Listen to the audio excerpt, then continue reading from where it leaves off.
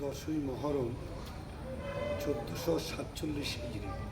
এই মহরম আশুরা পালন হয় পুরো বিশ্ব জুড়ে। এর একটি কারণ হচ্ছে 61 হিজরিতে রসুলের নাতি বেহেশতের সরদার ইমাম হুসেন আলাইহিস সালাম উনি কারবালাতে যেয়ে নিজের শাহাদাতকে পেশ করেছিলেন অত্যাচারক শাসক ইয়েজিদের মোকাবেলায়। উনি ইসলামকে এবং মানবতাকে বাঁচাতে কারবালায় নিজের 72 জনকে নিয়ে শহীদ হয়েছিলেন। সেই দিনটি আজও আমরা সেই আশুরাকে পালন করি। ইমাম হুসেন কখনোই জুলমের সামনে, জালিমের সামনে মাথা নত করেননি এবং ইয়েজিদ একজন জালিম ছিল, তার মোকাবেলায় নিজের সপরিবারকে নিয়ে কারবালায় শাহাদাত বরণ করেন। এবং শুধু মুসলিম নয়, শুধু শিয়ারা নয়, বলকি আমাদের ভারতবর্ষে অনেক হিন্দু ভাইয়েরাও আছেন, তারা এই 10ই মহরম পালন করেন, তাজিয়াদারি করেন, মাতম করেন, নহজারি করেন। শুধু হিন্দু ভাইরা না, আপনি বিশ্বে বিভিন্ন খ্রিস্টান, ইহুদি এমনও আঞ্জুমান আছে, তারাও এই দিনকে পালন করে। এই দিনটি স্মরণ করার একটি উদ্দেশ্য, স্বাধীন মানুষ কখনো অত্যাচার জালিমের সামনে মাথা নত করবে না। সেইভাবে আজকের দিন রসুলের নাতিকে তার পরিবারের 72 জন, তার ভিতরে বুড়ো জওয়ান, শুধু তাই নয়, একটা 6 মাসের শিশুকে পানি না দিয়ে 3 দিনের ভুকা ও পিপাসিত রেখে তাকে হুরমুলা নামক এক নিষ্ঠুর ব্যক্তির হাত দ্বারায় তীর মেরে ওনাকে শহীদ করা হয়। এই কারবালা মানুষের এমন একটি চেতনা ফিরিয়ে আনে যে মানুষ কখনো জুলমের পক্ষে থাকতে পারে না, জালিমের হেমায়ত করতে পারে না, সকল সময় মাজলুমের পক্ষে থাকে। সেই জন্যে আজ যারা কারবালাকে আমরা অনুসরণ করি, আমরা ফিলিস্তিনি হোক কি বিশ্বে যে কোনো জায়গায় যখনই জুলম হয় আমরা তাদের পাশে যেয়ে দাঁড়াই। কেননা ইমামে হুসাইন বলে গিয়েছিলেন সব কিছু কোরবান করেও যে কখনো যেন জুলম করো না, জালিমের পক্ষ নিও না, বলকে সকল সময় মজলুমের পক্ষ থেকো। এবং আমাদের ভারতবর্ষে যিনি স্বাধীন করেছেন আমাদের মহাত্মা গান্ধীজি, ওনারও একটু মস্ত বড় এই কারবালার উপরে একটা বক্তব্য ছিল, যদি আমার কাছেও হুসেনের মতো 72 জন মানুষ আমি পেতাম, তা ইংরেজদের হাত থেকে এই ভারতকে স্বাধীন করতে আমাকে এতদিন লাগতো না। ঠিক সেই রূপভাবে দক্ষিণ আফ্রিকার স্বাধীনতাবীর মিস্টার ম্যান্ডেলা, উনি বলেন আমি 23 বছর জেলের ভিতরে থাকার পরে এমন একটি সময় আমি রাত্রে চিন্তা করলাম, তাই আমাকে স্যালেন্ডার হয়ে যাওয়া উচিত। আর কত জীবন এই জেলের ভিতরে কাটাবো, সবাইকে হারিয়ে ফেলছি, মনে হয় আমি এই জালিমের বিরুদ্ধে জিততে পারবো না। উনি নিজের বইতে লিখেছেন, সেই রাতে এই চিন্তা ভাবনা করে আমি ফাইনাল এটাই হলাম, সকালে আমি স্যালেন্ডার হব, নিজেকে পেশ করে দেবো, এই স্বাধীনতা থেকে নিজের হাত সরিয়ে নেব। কিন্তু রাতের বেলা আমি কারবালার কথা চিন্তা করি, যে কারবালায় হুসাইন যুবককে দিয়েছে, বুড়োকে দিয়েছে, বন্ধুকে দিয়েছে, সাথীকে কোরবান করেছে, 6 মাসের শিশু কেউ কোরবান করেছে, কিন্তু অত্যাচার শাসকের সামনে মাথা নত করেনি।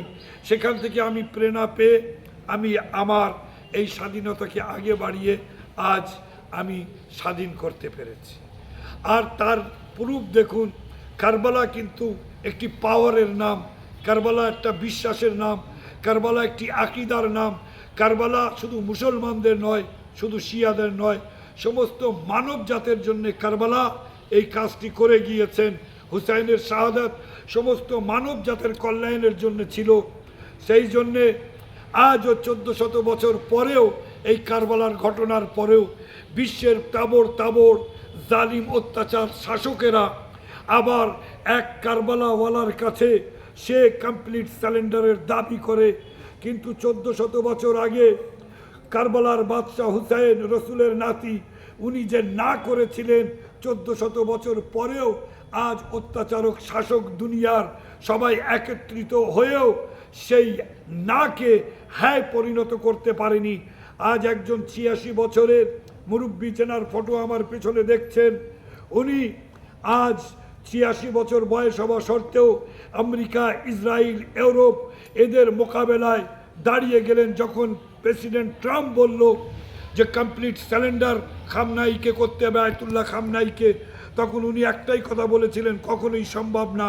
আর শুধু এই কথা বলেননি, যেমনভাবে হুসাইন মানব জাতকে অত্যাচারকদের হাত থেকে বাঁচাবার জন্যে, ইসলামকে ইসলামের শত্রুদের হাত থেকে চিরস্থায়ী বাঁচাবার জন্যে কোরবানি পেশ করেছেন, আজ উনিও নিজের টুইটে ভাষণে সেই কথা বলেছেন, না আমি জরুরি আছি, না ইরান জরুরি আছে, বলকে ইসলাম ও মানবতা বেঁচে থাক এটাই জরুরি আছে।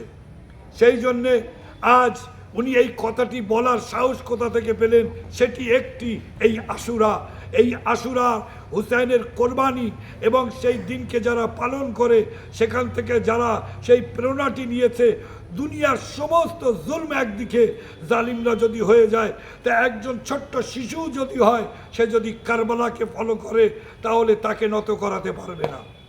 এবং আজ দেখুন, যখন ফিলিস্তিনে 2 লাখের বেশি নিরীহ মানুষদেরকে গণহত্যা করা হচ্ছে, এটি আমার ভারতবর্ষে, আমার ভারতের রাইট আছে, ভারতের ন্যাশনাল নীতি এটা, যে যেখানেই বিশ্বে গণহত্যা হবে আমাদের হক রাইট দিয়েছে এই আমাদের আইন, সেটা কি দিয়েছে সংবিধান, যে তার বিরুদ্ধে তুমি কথা বলতে পারো। সেই জন্য আজ ভারতে যে ফিলিস্তিনের জুলমের বিরুদ্ধে মাজলুমদের পাশে দাঁড়াবার জন্যে যেখানে যেখানে প্রতিবাদ হচ্ছে, ফিলিস্তিনের পতাকা নিয়ে হোক, ফিলিস্তিনের জন্য তারা যে আওয়াজ তুলছে, এটি একজন সঠিক ভারতীয় হবার প্রমাণ। যেমনভাবে ইংরেজের বিরুদ্ধে আমরা স্বাধীনতা আনার জন্যে আমরা এখানে লড়াই করেছি, ইংরেজকে তাড়িয়েছি, ঠিক কেননা ইংরেজ এই দেশের মালিক ছিল না, সেইরূপভাবে আজ ইসরায়েল তারা কিন্তু অবৈধ, সেটা ফিলিস্তিনের জমিন, এবং তারা সেখানে এসে জোরপূর্বকভাবে দখলদার, তারা দখল করে রেখেছে। সেই জন্যে ফিলিস্তিন তারা স্বাধীনতার জন্য লড়ছে, আমরা সেই স্বাধীনতা বীরদের পাশে আছি, আমরা তাদের সাথে আছি, আমরা এই জুলুমের বিরুদ্ধে আছি। যদি কোনো জায়গায় হিন্দুর উপরেও জুলুম হয়, কেননা ইমাম হুসাইন বলে গিয়েছে, জালিমকে দেখো না, মজলুমকে দেখো। জালিম যদি মুসলমানও হয় তার মোকাবেলায় তোমাকে দাঁড়াতে হবে, মজলুম যদি অমুসলিমও হয় তার পাশে তোমাকে হেমায়তের জন্যে হাত বাড়িয়ে দিতে হবে, তাকে তার পাশে দাঁড়িয়ে তাকে সাহায্যের হাত বাড়িয়ে দিতে হবে। সেই জন্যে আজ মুসলিম জাতি এই হুসাইনের এই কাজের কথার উপরে আমল করছে, শুধু মুসলিম নয়, আমার ভারতে অনেক হিন্দু ভাইয়েরা আছে।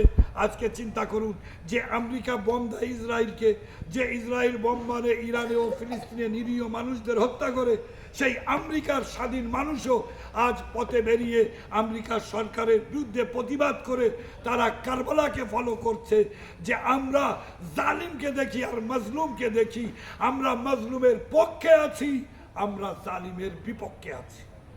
আজকের এখান থেকে দেখছি জালিম এবং মজলুম দুটো পার্থক্য একেবারে সরাসরি আপনি দাবি করছেন, এর থেকে কি বার্তা দেবেন সাধারণ মানুষদেরকে?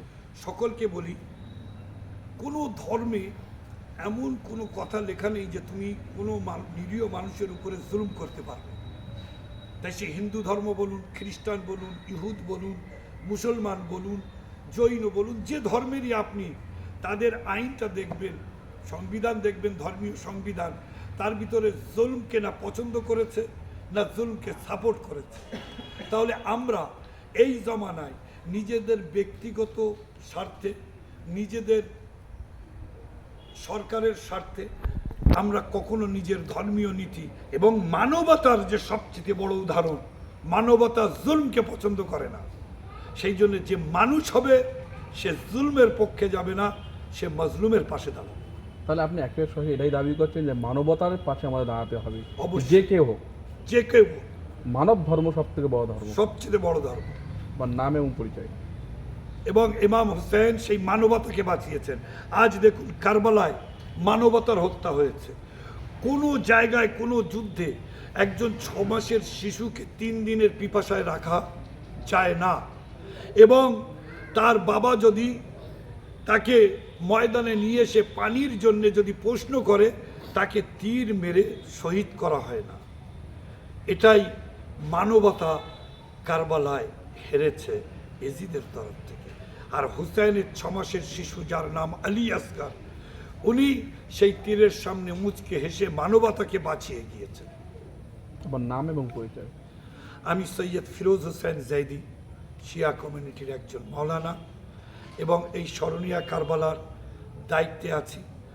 এবং এখানে মহরমের যে জুলুস, আমাদের আঞ্জুমানে 72 শহীদানে কারবালা স্মরণীয় ওয়েলফেয়ার সোসাইটি তাদের নেতৃত্বে, আর সমস্ত গ্রামের যে ইমামবারগা আসুরখানাগুলো আছে তাদের কমিটির 2 জন করে নেতৃত্ব দিয়ে আমরা এই জুলুস মহরম আশুরা এই জন্যে পালন করি, আমরা না কারবালাকে ভুলতে চাই, না কারবালাকে ভোলাতে চাই।